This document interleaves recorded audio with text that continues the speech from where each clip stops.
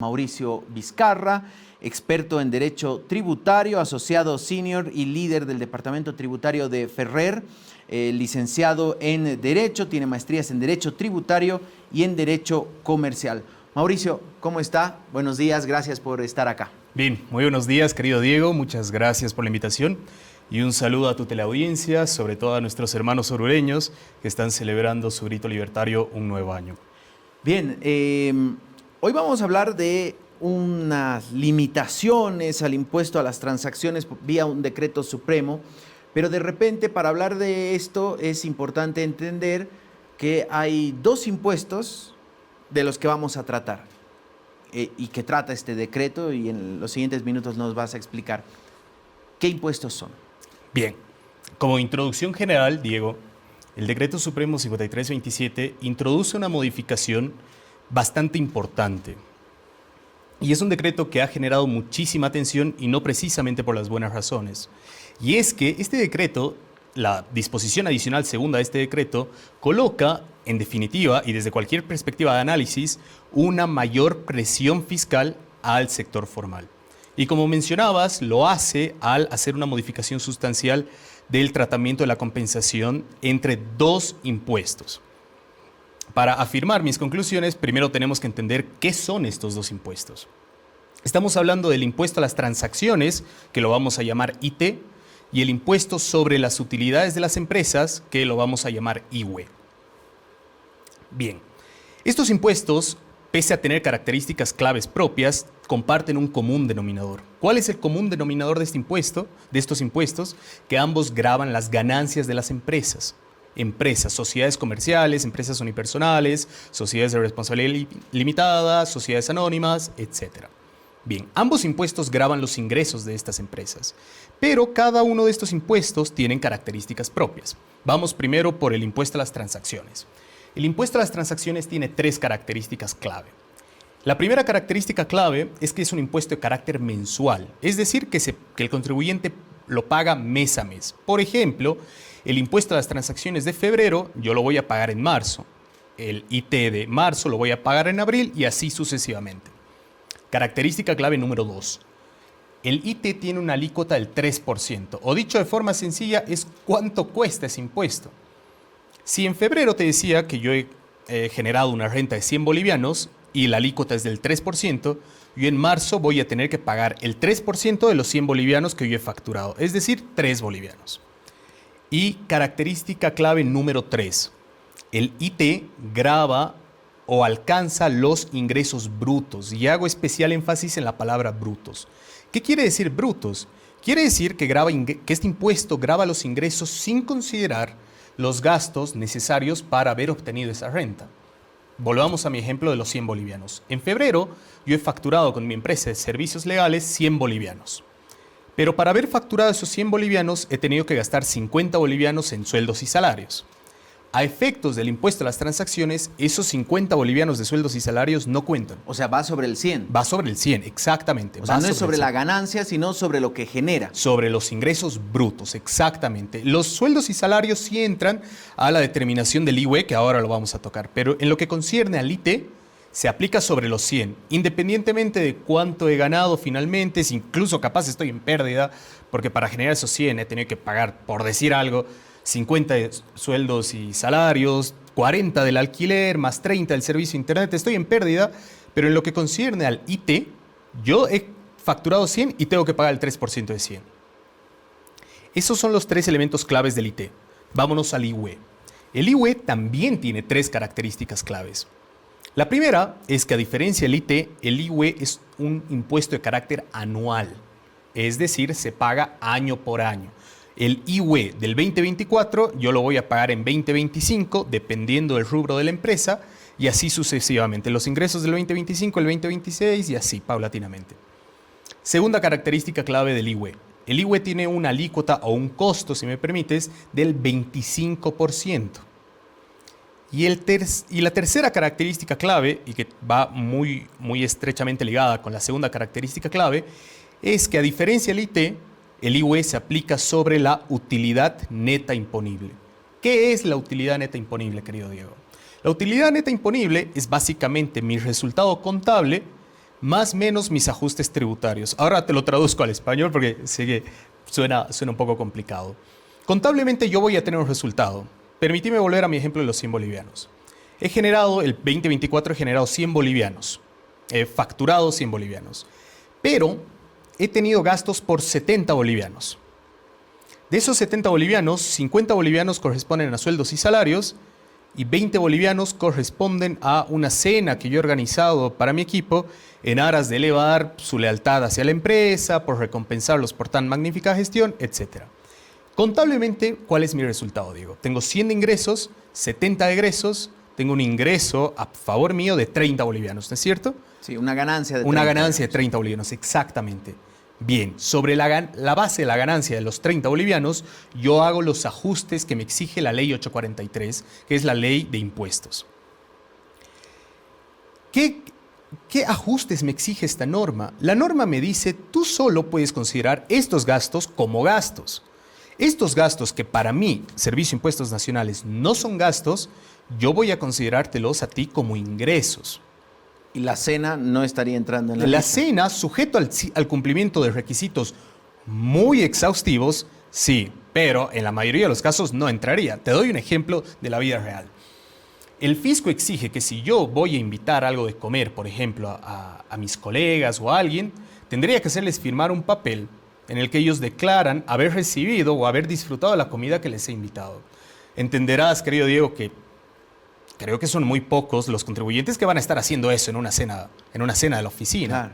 Entonces, el Pasando fisco, lista. claro, pasando lista, haciendo un acta, etc. Entonces, lo más probable es que para el fisco estos 20 bolivianos de la cena no cuenten. O el término correcto es sea un gasto no deducible. Para determinar la utilidad neta imponible hay que entender dos conceptos, los gastos deducibles y los gastos no deducibles. Los gastos deducibles, Diego, son aquellos gastos como sueldos y salarios que el fisco reconoce que son gastos, que entiende que son necesarios O para servicios básicos, sujeto al cumplimiento. Todo aquí es sujeto al cumplimiento de ciertas condiciones. Por ejemplo, si son sueldos y salarios, pero resulta que Diego no estaba en mi planilla, entonces esa porción de los sueldos y salarios es un gasto no deducible. Pero asumamos en nuestro ejemplo sencillo que los 50 bolivianos sí me los consideran como gasto, porque todo está en orden. Entonces, tengo 100 de ingreso, menos 50 de mis sueldos y salarios, tengo un ingreso resultante de 50 bolivianos. Contablemente, tengo además un gasto de otros 20 bolivianos por la cena. Entonces, contablemente tengo un resultado de 30. Pero tributariamente hablando, no. Porque te decía que esos 20 bolivianos, que contablemente son un gasto, tributariamente hablando no lo son. Se considera un gasto no deducible. Y los gastos no deducibles, a efectos tributarios, se consideran ingresos. Entonces entenderás que tengo 50 bolivianos y esos 20 bolivianos de la cena, en lugar de restar a los 50, suman a los 50. Entonces, contablemente hablando, tengo 30 bolivianos de ingresos, ¿no es cierto? Pero tributariamente hablando, tengo 70 bolivianos de ingreso. El 25% que cobra el impuesto sobre las utilidades de las empresas, se cobra sobre este 70%. Hay que hacer un par de otros ajustes del impuesto al valor agregado que no los explico por no hacerlo más complejo, pero ese es el ejercicio más o menos. Bien, a partir de esa explicación, de ya más o menos ir aterrizando y entendiendo estos dos tipos de impuestos, el Decreto Supremo 5327, que tiene fecha 5 de febrero, si no estoy mal, Sí. 5 de febrero de este año, es decir, 5 días tiene de vigencia. ¿En Sí. qué ha cambiado este esquema y a quiénes afecta? Bien, empiezo por la segunda pregunta. ¿A quiénes afecta? Afecta a todos aquellos contribuyentes que deban pagar el ITE y el IWE, es decir, empresas comerciales. Y por empresas comerciales quiero decir empresas unipersonales, una vez más, sociedad de responsabilidad limitada, sociedad anónima, independientemente, y esto tiene que quedar claro, independientemente del rubro en el que estén. Sean empresas financieras, sean empresas constructoras, sean empresas ganaderas, gomeras, petroleras, etcétera, etcétera, etcétera. O sea, unipersonales también. También. Es decir, aquel profesional que presta sus servicios a determinada empresa vía algún contrato que necesite ser empresa unipersonal, también afecta este decreto. Si el profesional independiente está constituido como empresa unipersonal, sí. Si yo, como profesional independiente, como persona natural, facturo mis servicios, no. Entonces, si yo como Mauricio tengo Mauricio Vizcarra, empresa unipersonal, sí voy a estar alcanzado. Si soy Mauricio Vizcarra, profesional independiente, no voy a estar alcanzado por esta medida. Bien, esta medida, ¿en qué cambia lo que nos explicabas hace instantes? Excelente. Te explico. Y volvamos a mi ejemplo que me parece bastante didáctico para explicar. El de los 100. El de los 100 bolivianos. Sí, perfecto, sí. Clarísimo. Genial. Digamos que ahora tengo que pagar 100 bolivianos de IWE, porque el 2024 he generado X cantidad de ingresos, X cantidad de gastos, y resulta que hechos los ajustes fiscales que te comentaba, tengo que pagar 100 bolivianos de IWE. ¿Sí? Veamos cómo era antes y veamos cómo es ahora. Y para entender adecuadamente, también la teleaudiencia debe saber que dependiendo del rubro de la empresa, tienen determinados años fiscales. ¿Qué quiere decir un año fiscal? ¿Cuándo empieza tu gestión y cuándo acaba a efectos de la determinación de estos impuestos? Por ejemplo, empresas financieras, de servicios comerciales y empresas en general tienen un ciclo fiscal o una gestión fiscal desde el 1 de enero hasta el 31 de diciembre de cada año. Quiere decir que a efectos del IWE o del impuesto sobre las utilidades de las empresas, solo van a estar grabados los ingresos producidos durante esta gestión. Bien, entonces, desde el 1 de enero del 2024 al 31 de diciembre del 2024 he facturado ciertos servicios con mi empresa de servicios legales y resulta que tengo que pagar un IWE de 100 bolivianos. ¿Hasta cuándo tengo que pagarlo? La norma dispone, la ley 843, dispone que tengo que pagar este impuesto y declarar y pagar este impuesto hasta 120 días después de mi cierre fiscal. Te decía que mi cierre fiscal es el 31 de diciembre, desde ahí cuenta 120 días y ese es el plazo que yo tengo para pagar los 100 bolivianos de IWE. O sea, abril. Digamos, Abril, exactamente, 30 de abril. O 29 de abril, si quieres ser extremadamente exquisito. Bien, entonces yo tengo hasta abril, hasta finales de abril, para pagar mis 100 bolivianos de IWE. Cuando yo pague esos 100 bolivianos de IWE, los he pagado, digamos que los he pagado al contado, porque después voy a explicarte la variación que usaban las empresas y eso me va a dar pie a explicarte el cambio que introduce este decreto. Digamos que yo pago los 100 bolivianos de IWE al contado en abril. En mayo he facturado X monto y tengo que pagar un IT, ya no estamos hablando del IWE, tengo que pagar un IT de 10 bolivianos. Y te decía que el IT de mayo se paga en junio, ¿no es cierto? Entonces yo me siento en mi escritorio con mi calculadora al lado en junio y digo, ok, tengo que pagar 10 de IT, pero hace 2 meses he pagado 100 de IWE. Entonces compenso ambos montos. Dejo de pagar los 10 de IT, pero solo me quedan 90 bolivianos de IWE para los periodos posteriores. Junio. En junio tengo que pagar 20 bolivianos de IT. Me ha ido muy bien. Tengo que pagar 20 bolivianos de IT. Entonces me siento en julio y digo, ok, en junio tengo que pagar 20 bolivianos de IT, pero todavía me quedan 90 bolivianos de IWE pagado. Es decir, el IWE llega a compensar, diríamos, de alguna manera al IT. Exactamente. Exactamente. La condición originalmente era que pagues efectivamente el IWE.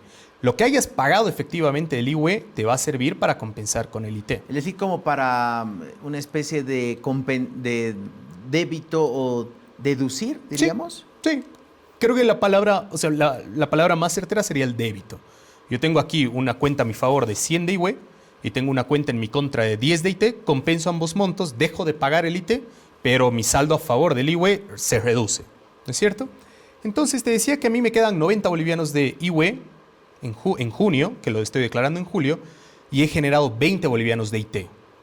¿Qué es lo que va a suceder? Ya no me quedan 90 bolivianos de IWE pagado, pero ya no tengo que pagar 20 de IT. Para el siguiente periodo me queda todavía un saldo a mi favor de 70 bolivianos de IWE efectivamente pagado y dejo de pagar los 20 bolivianos del IWE. Esto es por el periodo de un año. Esto es hasta el nuevo vencimiento del IWE. Puedo hacer el mismo ejercicio que te acabo de explicar, lo puedo hacer hasta abril del siguiente año. Bien. Julio, junio, agosto, noviembre, diciembre, enero, febrero, hasta abril del siguiente año. Si para abril del siguiente año todavía tengo saldo a mi favor, ya lo perdí. Ya lo perdí. Eso no ha cambiado. Bien, eso es cómo funciona la regla de compensación en términos generales. ¿Qué es lo que hacían las empresas hasta antes de la introducción de este decreto supremo? Volvamos a mi ejemplo de los 100 bolivianos. En abril yo tengo que pagar 100 bolivianos de IWE. En el ejemplo más básico que te di, decidí pagarlos al contado. Y eso es básicamente lo que está buscando el gobierno con esta introducción. Bien.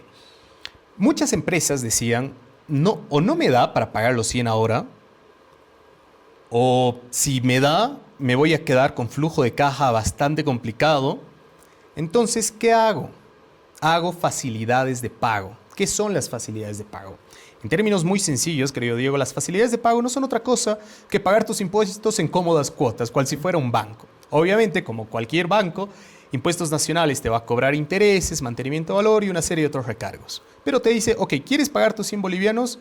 Te doy la oportunidad de que los pagues en cómodas cuotas de hasta 30 cómodas cuotas mensuales. ¿Qué es lo que hacían las empresas en estos casos? Decían, ya tengo que pagar 100 de IUE, pero o no me alcanza o me deja muy complicado el flujo de caja. Voy a decidir pagar 50. Pago 50 y esos 50 yo los uso para compensar el IT de los meses siguientes. Entonces en abril yo pago 50 y en mayo voy a pagar otra cuota de 10 bolivianos, en junio de 10, en julio de 10, en agosto y septiembre de 10, para completar mis 100 bolivianos de IUE pagado. Entonces los 50 bolivianos que yo había pagado en abril los usaba para compensar el IT de mayo.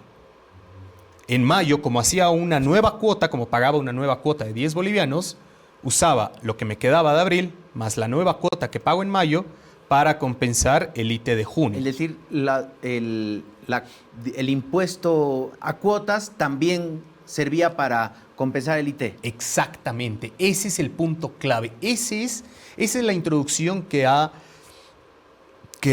introducido el gobierno nacional. Los pagos mensuales que yo hacía del IUE a través de mis facilidades de pago, los podía seguir usando para dejar de pagar el IT. Entendido eso, ¿cuál es entonces el cambio que introduce el gobierno con el decreto supremo mencionado?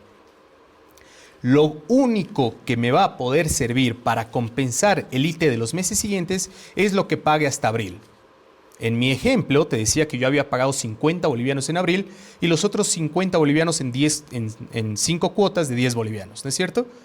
Con este decreto supremo, solo los 50 bolivianos que he pagado en abril me van a servir para compensar el IT de los meses siguientes. Entonces, los otros 50 bolivianos que yo los he pagado de mayo hacia adelante, a efectos de la compensación con el IT, se han perdido. Es decir, el contribuyente ha perdido el beneficio de poder compensar ese monto.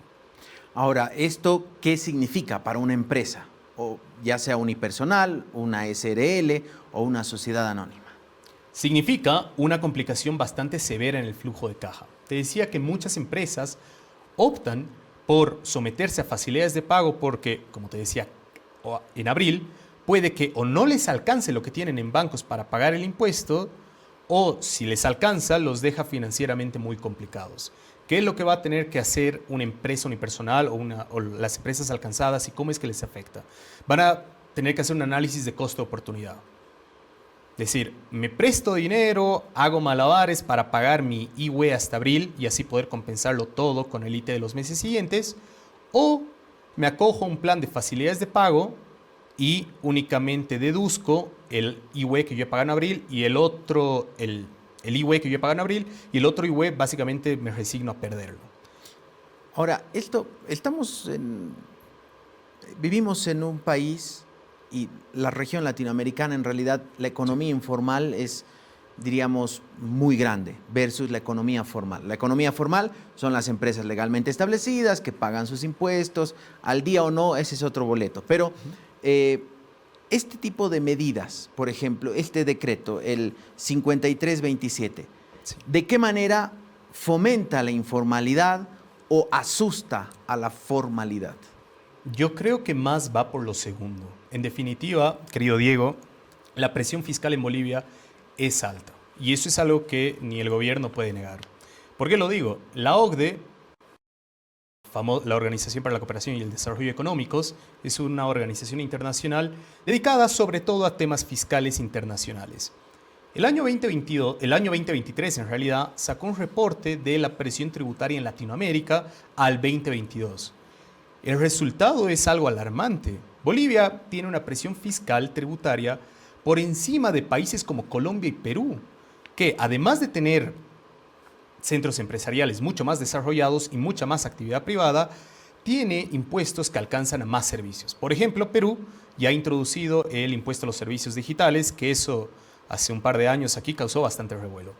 Entonces, ¿qué nos quiere decir ese dato de la OCDE? Nos quiere decir que un pequeño sector de contribuyentes están soportando una gran presión fiscal.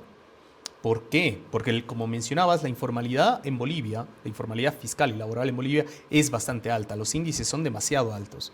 Entonces, significa que al sector formal que contribuye lo estás asfixiando aún más.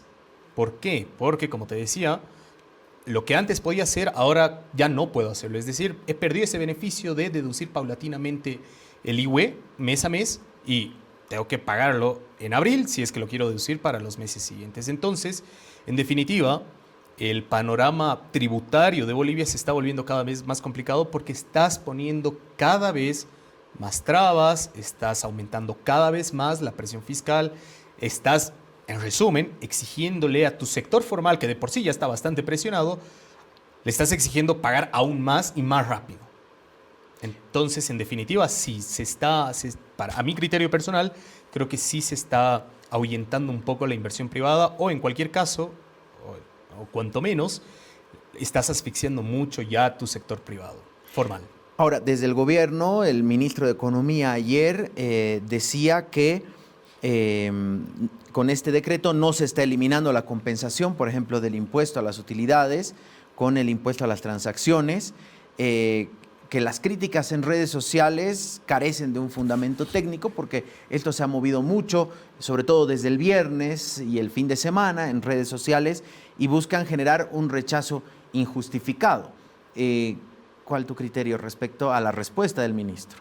Sí, Diego, creo que al margen de cualquier consideración política, creo que hay que ser bastante objetivos en esto. Y debo coincidir con el Ministerio de Economía en que la compensación no ha sido suprimida. He visto un par de publicaciones, sobre todo en redes sociales, tú sabes que en este tipo de temas todos nos volvemos opinadores expertos, y he visto muchos comentarios de gente que ha dicho han eliminado la compensación. Y si hay algo que reconocer es que la compensación no ha sido eliminada. En eso debo admitir que el gobierno tiene razón. Sin embargo, la crítica en realidad no va a si han suprimido o no la compensación, porque creo que la comunidad profesional y académica tiene bastante claro que la compensación no ha sido suprimida. Lo que ha suprimido el gobierno es la posibilidad de deducir paulatinamente el IUE con el IT. Lo que ha suprimido entonces el gobierno es una estrategia de planificación fiscal totalmente legítima que les permitía a las empresas jugar un poco con su flujo de caja. Ese es el problema que ha generado este decreto. Ahora, la intención del decreto, según el ministro, es que esta medida incentiva el cumplimiento oportuno de las obligaciones tributarias. Pero en realidad, ¿esto implica mayor captación de impuestos para el Estado o no necesariamente? Bien, a ver, sobre la expresión del Ministerio de Economía, a criterio personal me parece un juego de palabras algo desagradable, porque como mencionabas, Diego, lo que el gobierno trata, el discurso demagógico del gobierno es que esto más bien incentiva el cumplimiento oportuno de obligaciones. Pero lo que acaba de hacerme el gobierno, a mí en cabeza de las empresas, es quitarme un beneficio y más bien en lugar de decirme, te he quitado un beneficio, darle la vuelta y decirle, te lo he quitado para fomentarte a que cumplas como yo quiero. Lo cual en definitiva no es algo apropiado. Si va a incrementar o no la recaudación, yo creo que todavía hay que ver cómo evoluciona esto. Creo que la va a incrementar a corto plazo. Es decir, va a generar un impulso de recaudación bastante importante en abril, porque las empresas probablemente van a querer pagar más IUE en abril al cierre de la gestión fiscal para tener más IUE pagado y así compensar aún más el IT. Puede que hayan algunas otras empresas que hagan un ejercicio de costo de oportunidad y digan, la verdad prefiero someterme a un plan de pagos, perder una parte del IUE pagado, pero pagar en cómodas cuotas con un interés del 4%. Entonces yo creo, a criterio personal, que puede que impulse un poco la recaudación en abril, pero creo que en el largo plazo no es una medida apropiada. Porque para mí el mensaje, entre líneas, es bastante claro. Como Estado necesito recaudar más. necesito recaudar más, necesito más dinero. Ese es el mensaje que para mí el Estado emite con esta introducción. Ahora, en este momento tan delicado, en el que hay una movilización hoy justamente contra una disposición que desde el sector empresarial entienden que es confiscatoria, con una restricción de las exportaciones de carne, por ejemplo, de res, y ahora esta decisión, ¿hay algún tipo, digamos, de reclamo formal por parte del empresariado ya sobre este decreto? No lo hemos escuchado, pero no sé si tú tienes alguna información. Sí, a ver, hemos visto en redes que muchas cámaras, por ejemplo la Cámara Nacional de Industrias y como ella, algunas otras cámaras han emitido pronunciamientos oficiales y todos en conjunto rechazan unánimemente esta posición. Entiendo que alguna que otra cámara está trabajando en algún documento formal para enviárselo al Ministerio de Economía para que reconsidere la redacción del texto de la disposición adicional segunda de este decreto. Pero hasta donde yo sé, todavía no ha habido un documento formal o con valor legal oficial que haya enviado el empresariado privado hasta el Ministerio de Economía. Bien, Mauricio, queremos agradecerte mucho. La verdad que hemos logrado entender, en algunos casos personal, conocer respecto a estos dos impuestos y de qué manera va a afectar este decreto. Muchas gracias, Mauricio. A ti las gracias, querido Diego, y por favor, cualquier consulta a las órdenes. Bien, Mauricio Vizcarra estuvo con nosotros. Él es asociado senior y líder del Departamento Tributario de Ferrer, licenciado en Derecho, experto en Derecho Tributario, con maestrías justamente en Derecho Tributario y en Derecho Comercial. A propósito de este decreto, el 5327. Vamos a ver, tendremos que acostumbrarnos, así como la disposición séptima, de repente el decreto 5327 también se convierte en algo muy sonado